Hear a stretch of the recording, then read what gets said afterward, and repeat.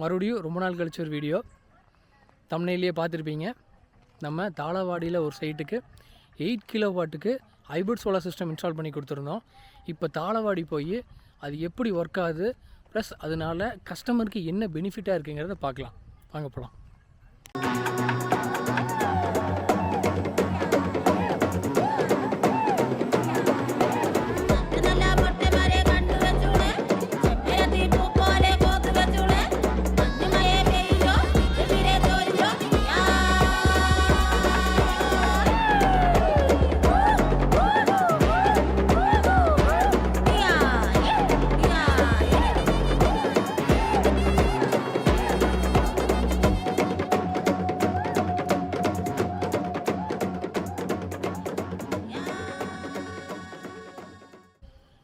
இப்போ நம்ம இருக்கிற இடம் வந்து பார்த்திங்கன்னா ஈரோடு மாவட்டம் சத்தியமங்கலம் அடுத்துள்ள தாளவாடியில் இருக்கோம்.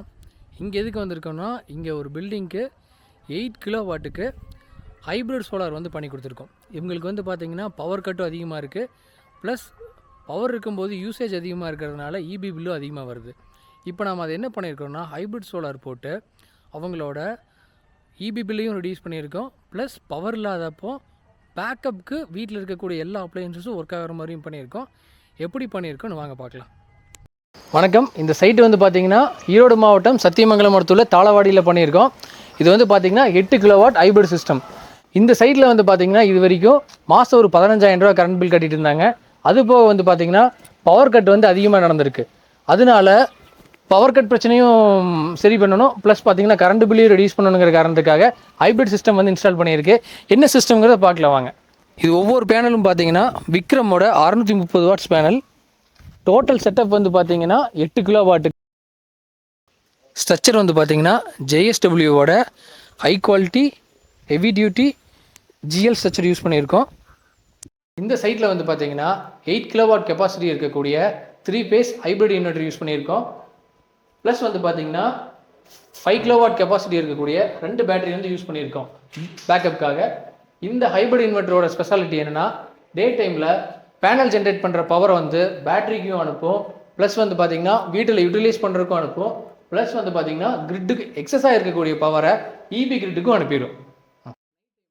இந்த ஹைப்ரிட் சிஸ்டமில் நம்மளுக்கு மெயினாக இருக்கக்கூடிய அட்வான்டேஜ் என்னென்னா, இன்கேஸ் நம்மளுக்கு இபி பவர் கட் ஆகிடுச்சுன்னா இந்த பேட்டரியில் இருக்கக்கூடிய பவரை யூஸ் பண்ணி நார்மல் யூபிஎஸ் மாதிரியும் நம்ம யூஸ் பண்ணிக்கலாம். இதில் வந்து பார்த்திங்கன்னா இவங்க வீட்டுக்கு ஆல்மோஸ்ட் வந்து பார்த்திங்கன்னா கரண்ட்டாக 5 கிலோவாட் லோடு வந்து எடுத்துகிட்டு இருக்கு. அந்த 5 கிலோவாட் லோடு இபியே கட் ஆனாலும் நம்மளுக்கு பேட்டரியில் இருக்கக்கூடிய பவரை வச்சு எந்த டிஸ்டர்பன்ஸும் இல்லாமல் எந்த ப்ராப்ளமும் இல்லாமல் கண்டினியூவாக அப்படியே ரன் பண்ணிக்கலாம். இந்த 8 கிலோவாட் 3 பேஸ் இன்வெர்ட்டரில் வந்து பார்த்தீங்கன்னா கரண்ட்டாக இப்போ வீட்டுக்கு எடுத்துகிட்டு இருக்கக்கூடிய லோடு பார்த்தீங்கன்னா 4.77 கிலோவாட். இதில் 1 வாட் கூட வந்து பார்த்தீங்கன்னா நம்மளுக்கு இபிலேருந்து கன்சியூம் ஆகலை. டோட்டலாக எடுக்கக்கூடிய 4.76 கிலோவாட்டுமே பார்த்தீங்கன்னா சோலார் பேனல்ஸ்லேருந்தும் பேட்டரியிலிருந்து மட்டும்தான் பவர் எடுத்துகிட்டு இருக்கு. டே டைமில் பார்த்தீங்கன்னா சோலாரில் ப்ரொடியூஸ் ஆகக்கூடிய எனர்ஜி யூஸ் பண்ணிக்கலாம், நைட் டைமில் பேட்டரியில் ஸ்டோர் ஆகிருக்கக்கூடிய எனர்ஜியை கன்சியூம் பண்ணிக்கலாம். இப்போ நீங்கள் பார்த்துருப்பீங்க, இந்த வீட்டில் வந்து பார்த்தீங்கன்னா ஆல்மோஸ்ட் பவர் இருக்கும்போது மினிமமாக ஒரு 1 கிலோவாட்டுக்கு வந்து லோடு இருக்குது. ப்ளஸ் அப்பப்போ மோட்டர் ஏசி அந்த மாதிரி யூஸ் பண்ணும்போது வந்து பார்த்திங்கன்னா 5 கிலோவாட் வரைக்கும் பார்த்திங்கன்னா லோடு போகுது. அதுக்காக நம்ம 8 கிலோவாட் வந்து கொஞ்சம் அட்வான்ஸ்டாக இருக்குன்னு 8 கிலோவாட் வந்து ஹைப்ரிட் யூஸ் பண்ணியிருக்கோம். இதனால் இப்போ உங்களுக்கு என்ன ஆயிருக்குன்னா, இபி பில்லும் பார்த்திங்கன்னா 90% வரைக்கும் ரெடியூஸ் ஆகிருக்கு. ப்ளஸ் வந்து பார்த்திங்கன்னா இபி கட் ஆனாலும் பவர் இல்லைங்கிற பிரச்சனை இல்லை. ஏன்னா நம்ம பேட்ரி போட்டிருக்கிறதுனால பவர் கட் ஆகும்போதும் அந்த பேட்ரி வந்து பவர் சோர்ஸாக உங்களுக்கு யூஸ் ஆகிக்குது. உங்களுக்கு யாராச்சும் இந்த மாதிரி ஹைப்ரிடோ இல்லை ஆன் கிரிட் சோலாரோ தேவைப்படுச்சுன்னா கீழே இருக்கிற நம்பருக்கு கான்டாக்ட் பண்ணுங்கள். Thank you.